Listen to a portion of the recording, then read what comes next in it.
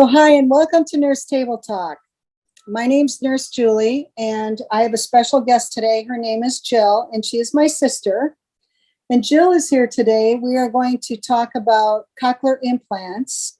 And by the end of today's video, you'll have a better understanding and be more informed on what a cochlear implant is and the pros and cons of it.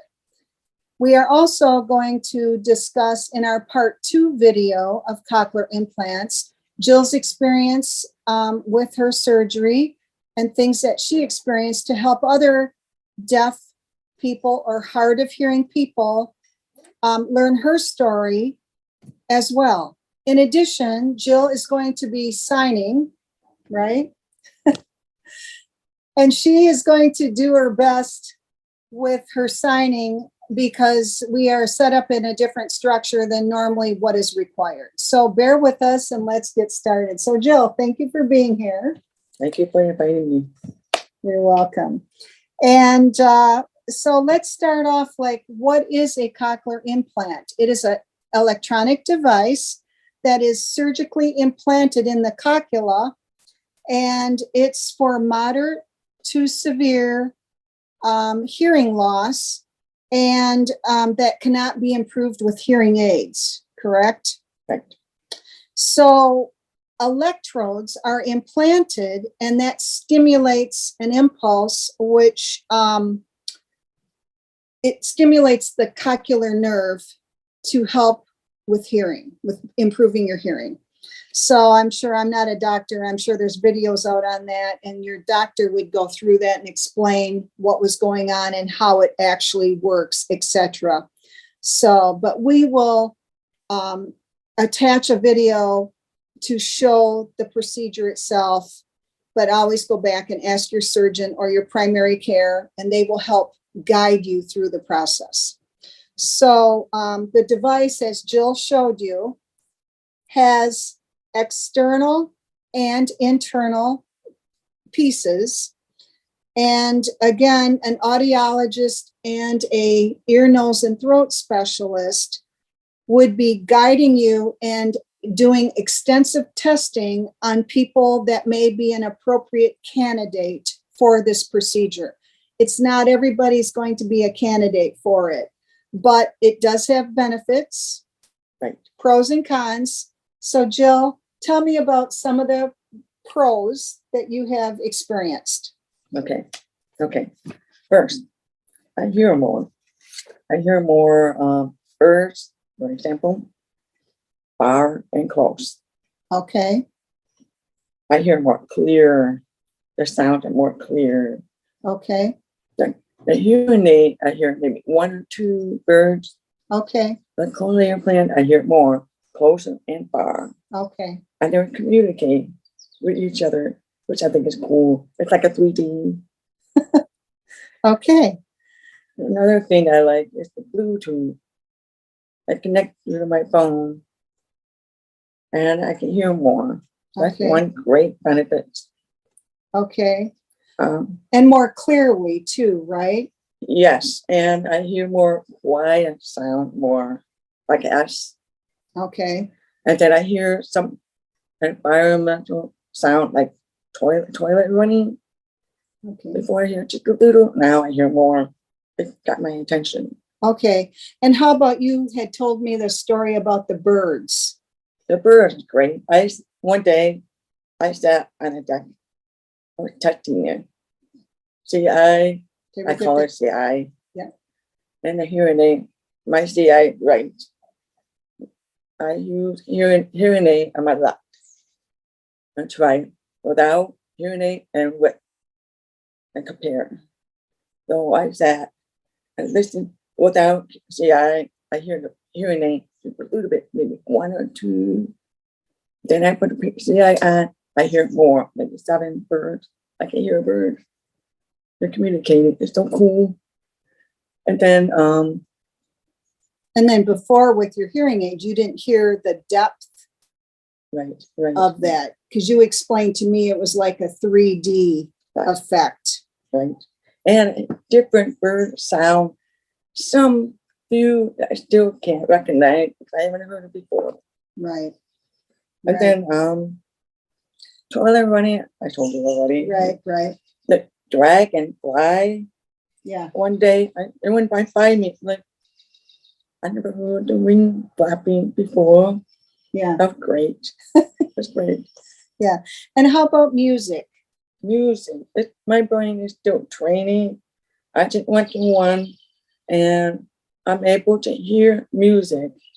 The voice part is still challenging. Okay. Still training.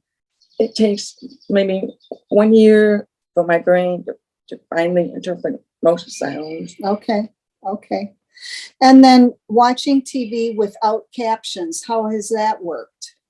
That takes a lot of training too. Okay. It takes time. I use captions that help me catch the words. Okay. I can recognize, my brain will understand. And understanding speech without lip reading. That too. Okay. That take time, 1 year, maybe more. Okay. Right now, I understand her because I know her. But And that's a good thing, right? yes. But I can join in a conversation better because it's more clear. Okay. I'm able to catch it more clear. Okay.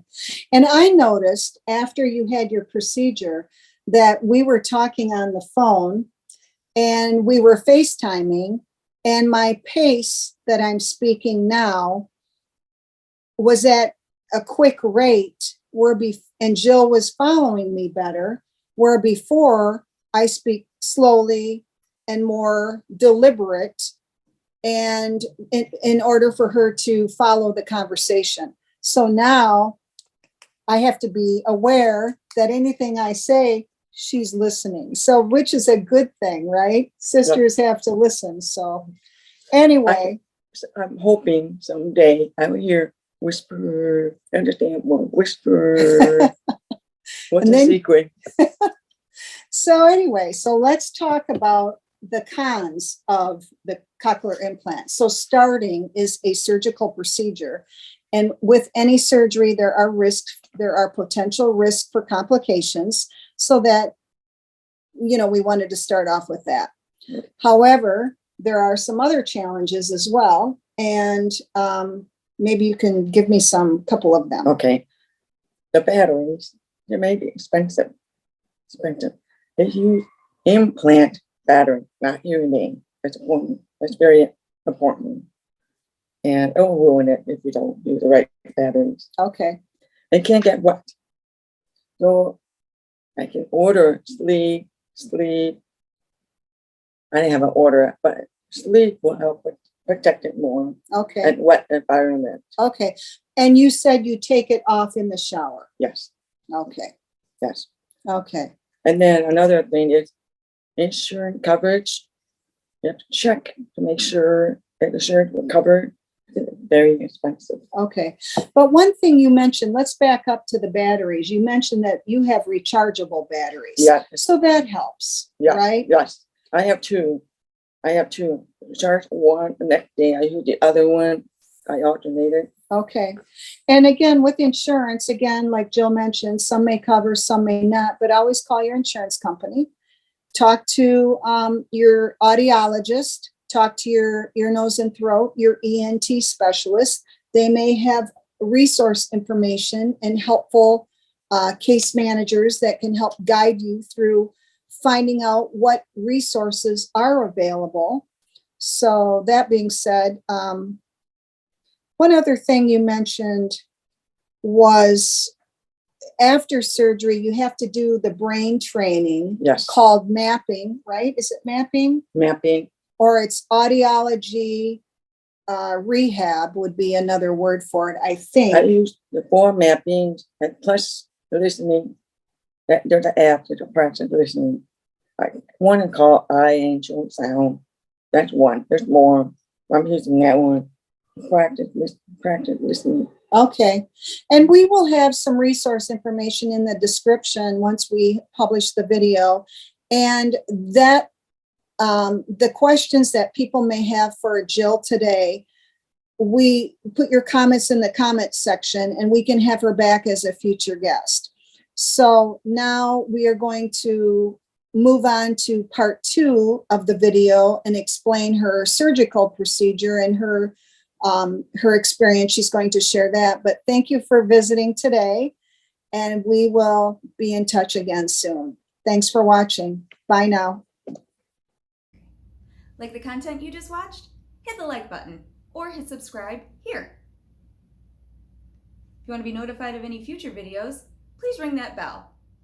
If there's any topic you'd like to see discussed, leave us a comment in the comment section. Nurse Table Talk. Save time, save money, be informed. Thanks for watching.